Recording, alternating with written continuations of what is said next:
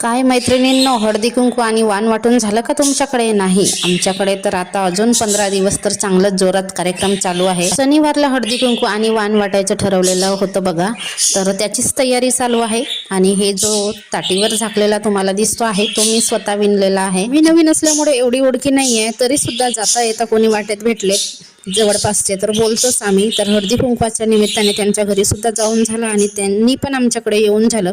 तर मी प्लेट घेतले होते 2 डझन आणि बाजूच्या ताई आणि मी एकाच दिवशी आमचं वाण वाटून झालं. आणि शनिवारी आमच्या गावचा मार्केट सुद्धा असतो. तर संध्याकाळी बाजार करून आलो, मुलांचा अभ्यास, संध्याकाळचा चहा आणि बाजारातून मक्के आणले होते. तर मक्के बॉईल करायला ठेवले, कारण रुद्रांशला खूप जास्त प्रमाणात आवडतात. आणि बाजार होता तरी सुद्धा हिरवा भाजीपाला खाऊन कंटाळा आला होता, त्यामुळे सोयाबीन वडीची संध्याकाळच्या जेवणात भाजी बनवली. आणि हे बघा, 10 रुपयाच्या कोथिंबीरची खूप मोठी पेंडी मिळाली होती. संध्याकाळचं जेवण झालं, रात्रीचे भांडे घासूस रात्रीच केले आणि संपला आपला मिनी ब्लॉग. असा होता माझा संध्याकाळ.